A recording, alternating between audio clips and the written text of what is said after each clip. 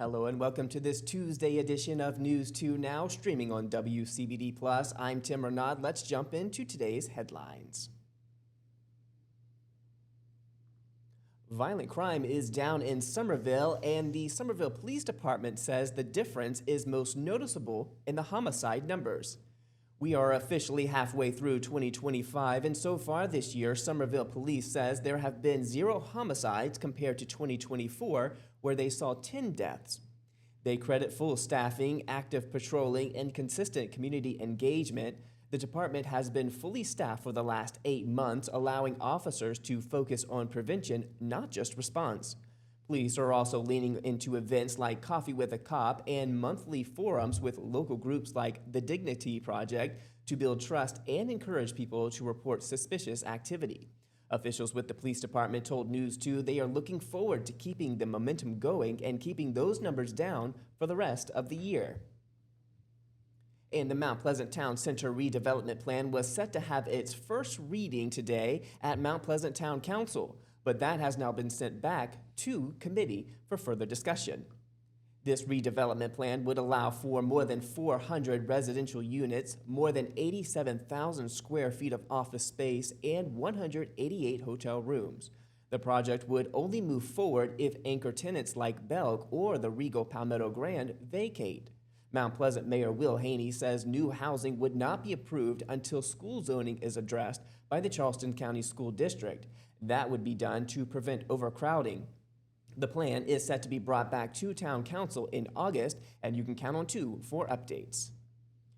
And today marks 10 years since the death of Stephen Smith, a Hampton County teen who was found dead on a rural South Carolina roadway. Despite several new developments in the case over the past few years, it still remains unsolved. Smith was found on the side of Sandy Run Road with a traumatic head injury on July 8, 2015.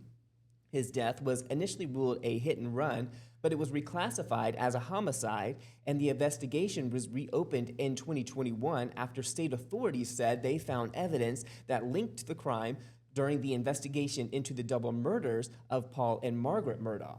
Smith was a classmate of the oldest Murdaugh son, Buster, and speculation had swirled regarding the prominent family's connection to Smith's death. Buster Murdaugh, though, has maintained his innocence and has sued several media companies for defamation in the past, claiming they accused him of being involved in Smith's death without specific evidence. Buster Murdaugh has never been named a suspect in the case. Smith's family, though, says they refuse to let the case go cold, and they are pushing for answers even 10 years later. And we're going to get a check of the forecast, bringing in Storm Team 2 meteorologist Grace Lau. And Grace, how are we looking today? Hey, Tim. Yeah, it's hot and humid once again. It's the same exact pattern we've been dealing with. I know we had heat index values yesterday reaching those triple digits out there. We're going to continue to see that pretty much all day today. Triple digits into the afternoon as well. And as you move through the afternoon, something different's going to happen, though. We have that risk of possibly some very strong storms outside. Strong to severe. Right now, checking in Storm Team 2 Live Viper radar, we're staying dry. However, into the afternoon, what we're going to be looking at is possibly those stronger storms. You know what that looks like, right? It's that typical July, specifically, summer weather pattern in place for us. And as we roll through the rest of the week, pretty much that same idea out there, right? Showers and thunderstorms as we move through the rest of the week. And into the weekend, things look to improve for us. All right, Grace, we're talking about a lot of heat. We are in July. Summer is in full swing. What are 3 things that people should do to keep themselves safe from the heat? If they're outdoors, heading to the beach, working outside, what are those 3 things that people should do to keep themselves hydrated and safe from the heat? Yeah, you're right. It's that time of year where, hey, it's a little bit different outside. What we're looking at is making sure you're staying hydrated, make sure you're drinking lots of water. Of course, make sure you're reapplying sunscreen. It might not feel like it's hot out there. We can have some cloud cover. Keep on reapplying, and I always say, if you're working outside, take a break in your car. Get some AC on you. Make sure you cool down your body temperature because things can heat up pretty quickly out here in the summertime. And make sure you download that Storm Team 2 app so you can keep a check on those temperatures. Grace, thank you so much for your time. We look forward to speaking with you later. Thank you. And taking a look at the top stories on the web this morning, Doc Antle, who starred in the Netflix series Tiger King, is expected in a Charleston courtroom. He would go before U.S. District Judge Joseph Dawson III for a sentencing hearing. This comes after Doc Antle pleaded guilty in November 2023 to federal conspiracy and money laundering charges. Now, this is all in connection with his Myrtle Beach Safari, which was founded in 1982, and some of the allegations about animal abuse out in his Myrtle Beach Safari. So you can head to countont2.com to take a look at this full story. Our sister station, WBTW, which has been following this very closely, has a lot of background information into this story and Doc Antle's connections to these alleged allegations, and some background into the conspiracy and money laundering charges. Again, you can visit countont2.com for a deep dive into this story, and we will bring you more on today's sentencing hearing on News 2 at 4 and 5. And if you are looking for ways to support Texas flood victims, the Terrace Theater on James Island is going to host a special screening on July 22nd of the 1993 Richard Linklater film, Dazed and Confused, that movie based in Texas. The theater says that 100% of proceeds will go directly to the Texas Children's Central Texas Flood Hope Fund. The screening is scheduled for 7:30 on July 22nd. Tickets can be purchased at the box office or on the theater's website. And if you're looking for other ways to help these Texas flood victims, we've got a link to that within our story about ways you can donate to the Red Cross and other Texas-based groups. And a lot of people excited about this. Aldi is set to cut the ribbon on its second Mount Pleasant location on July 17th. This new location is going to be located at 3135 North Highway 17 near the Oakland Market. This will mark the 7th location in the Charleston area. Now, if you are looking to attend, customers can get a sneak peek on July 16th, and there are special events surrounding this ribbon cutting ceremony on the 17th. People will have a chance to win a $500 gift card. You can get free goodie bags, and the first 100 customers in the door will receive a golden ticket that could be worth up to $100. You can check out these stories and more by visiting countont2.com. We are going to take a quick break, and when we come back, our streaming producer Claudia Landis is going to join us here in the Streaming Center with kind of a look at where she's been and how she got back to Charleston to join us here on News 2. We'll be right back.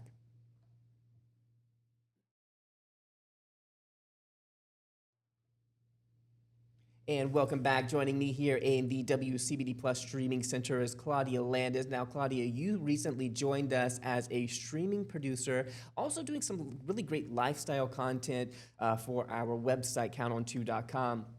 But let's kind of rewind the clock a little bit. You went to the college, you're a South Carolina native, first of all. You went to the College of Charleston. You interned and worked for 2 other unnamed stations in the market.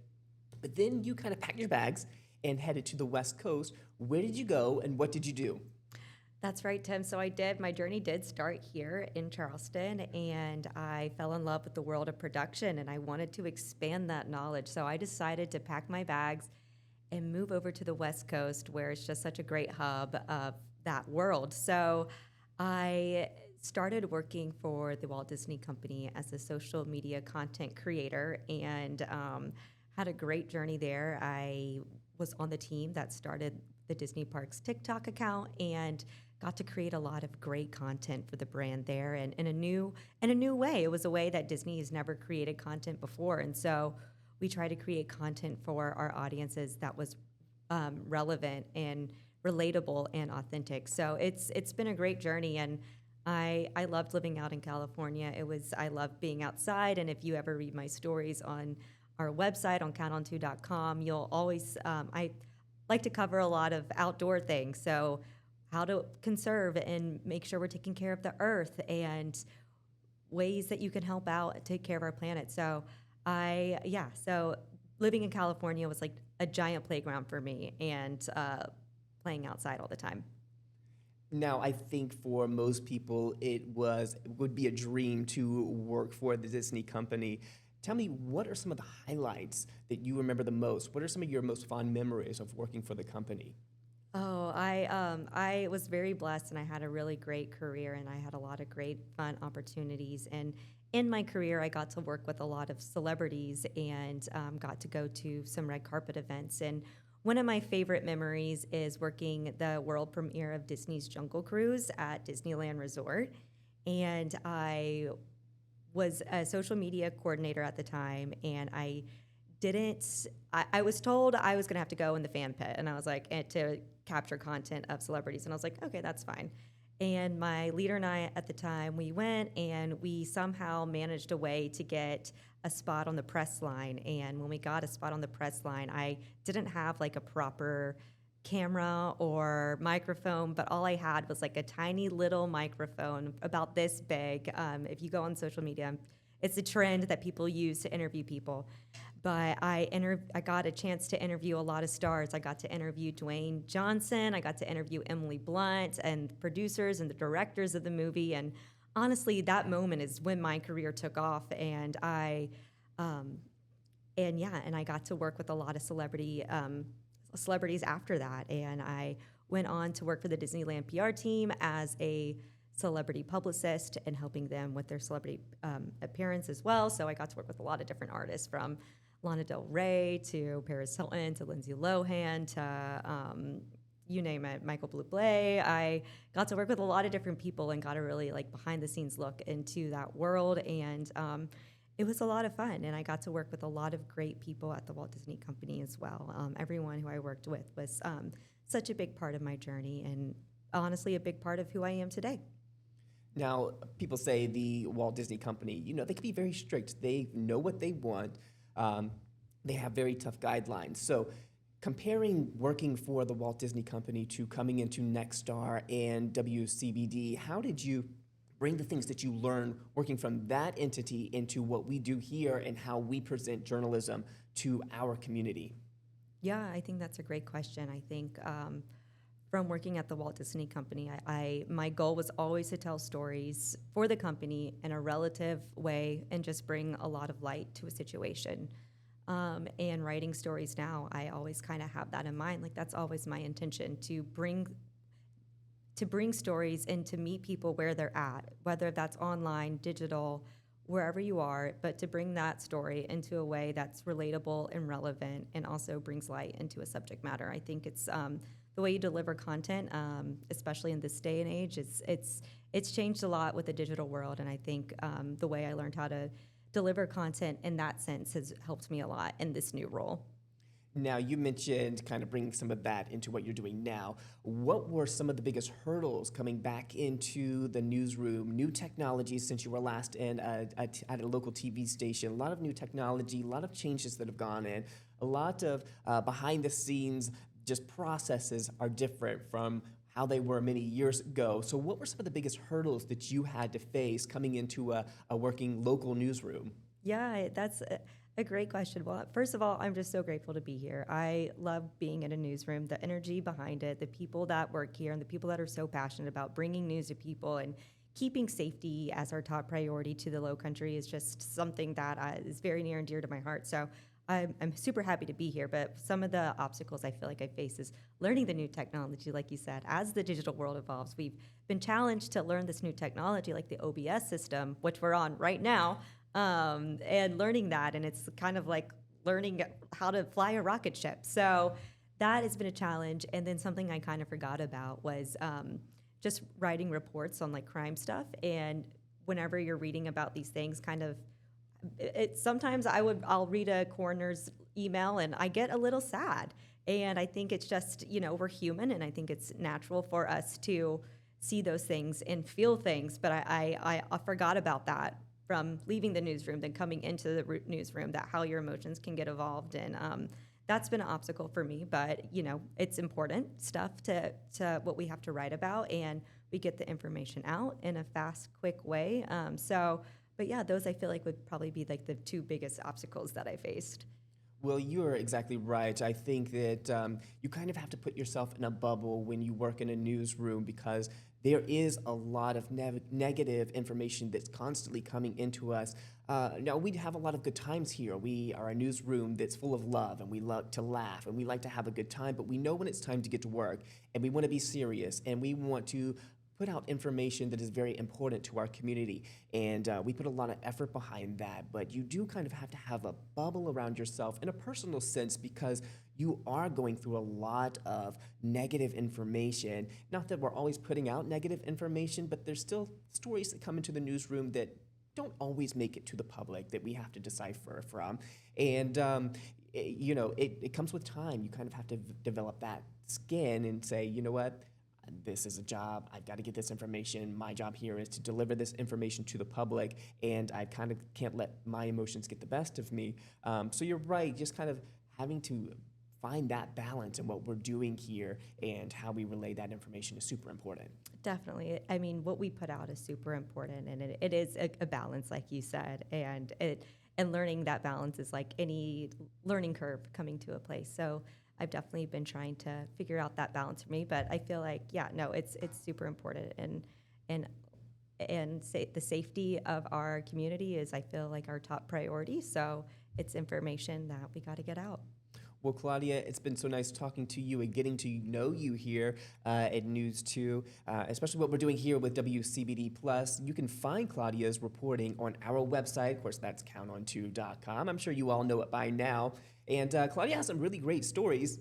Most recently, we talked about this yesterday about Mr. Alston and his sweetgrass basket weaving and how he's kind of brought in the history and the heritage into that.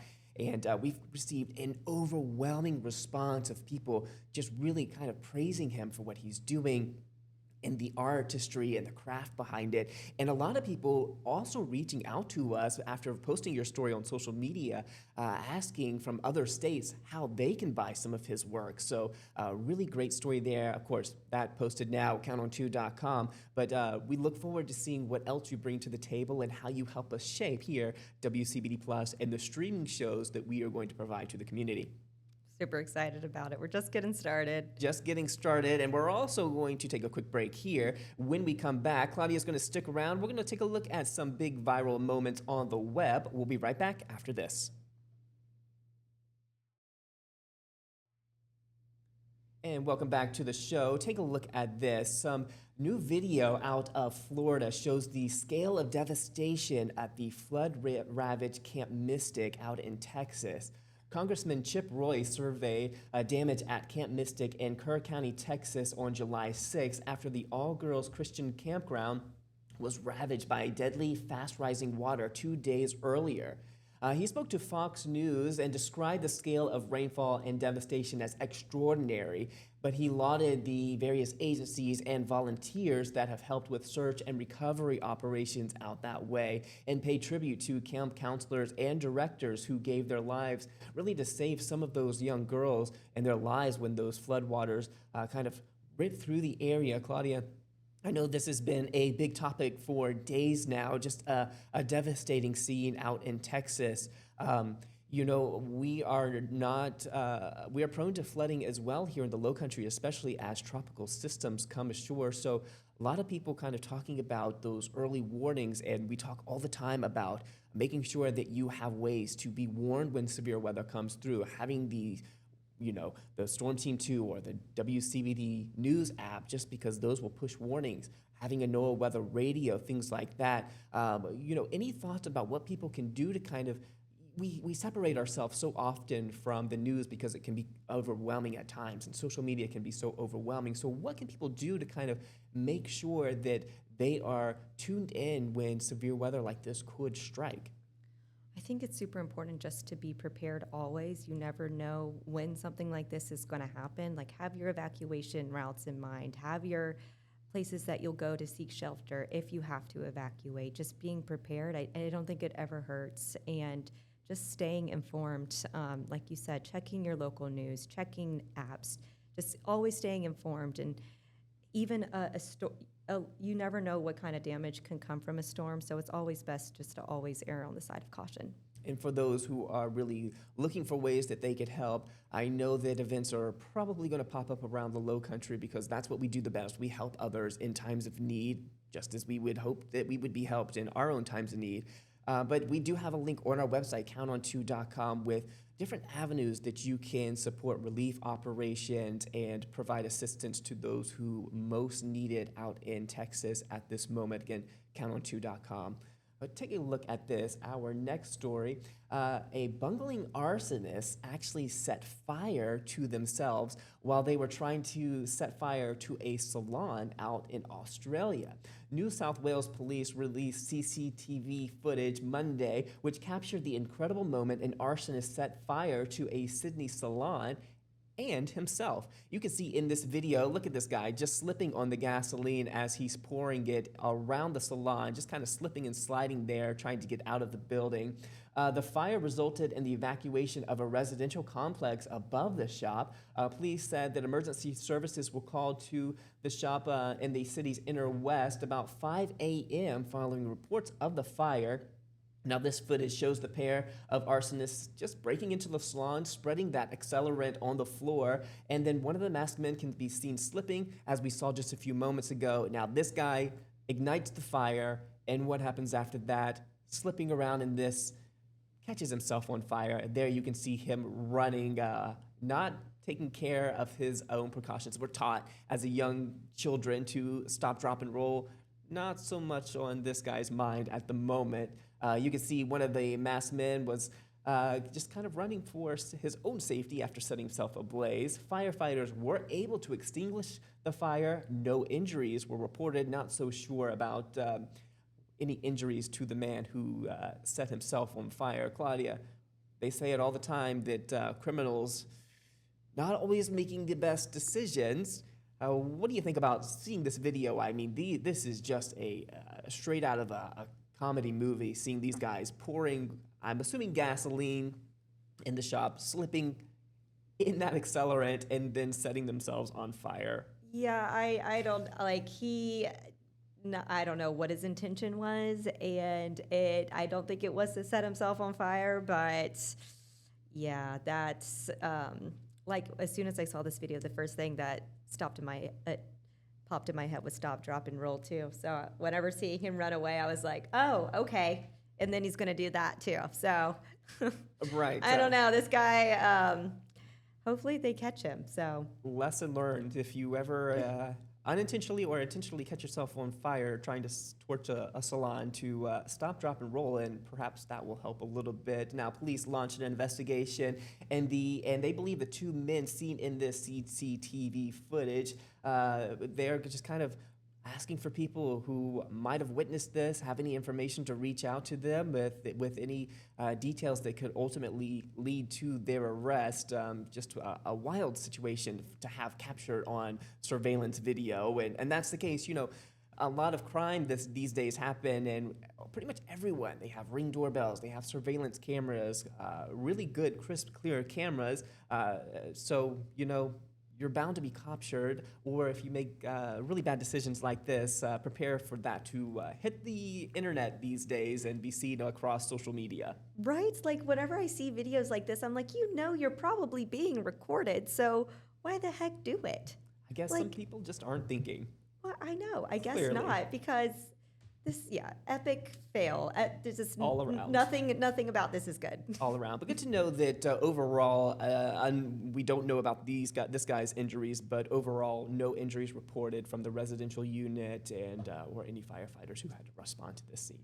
I'm glad to hear that no one was injured and no Right. one was hurt. And take a look at this. Bouncing, have you ever heard of these bouncing rat kangaroos? They were recently released into the wild at a conservation in also Australia. So dozens of endangered rat kangaroos were released. This was in the Australian Wildlife Conservancy on July 7th. They transferred 140 of the marsupials, known as Walies, outside of the feral predator-free fenced area where they were initially reintroduced in 2015 after an absence from the Western Australia's weight belt of about more than 100 years, actually. 100 years? They say in 2015, 162 of these little critters were introduced in the fenced-in area that was cleared out of all foxes and cats or anything else that really could do them any harm. And over the next decades, the population has flourished, surpassing 1,000. According to the group who released the animals, foxes and cats are the primary driver of native mammal extinctions and ongoing declines in Australia, authorities say. Take a look at these little guys. They are just thriving in the outback and enjoying. Have you ever heard of such an animal, a rat kangaroo? No, I haven't, but I think they're adorable, and I can only imagine how those guys are on the bottom of the food chain over there.